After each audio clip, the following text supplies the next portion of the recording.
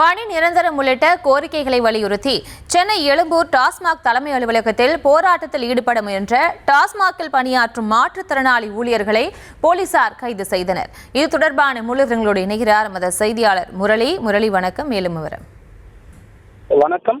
4 அம்ச கோரிக்கைகளை வலியுறுத்தி டாஸ்மாகில் பணியாற்றும் மாற்றுத்திறனாளி ஊழியர்களை தற்பொழுது போலீசார் கைது செய்திருக்கிறார்கள்.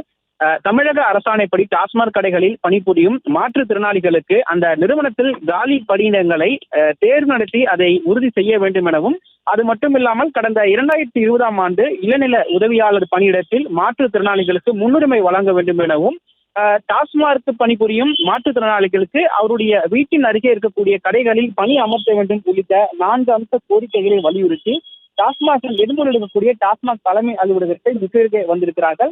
அப்பொழுது எழும்பூர் மற்றும் சிந்தாதிப்பட்டை போலீசார் அவர்களை கைது செய்து தனியார் திருமண மண்டபத்திற்கு அழைத்து சென்றிருக்கின்றனர்.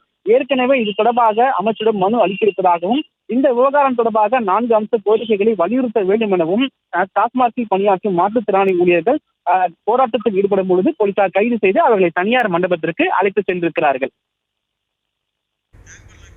விவரங்களுக்கு நன்றி முரளி.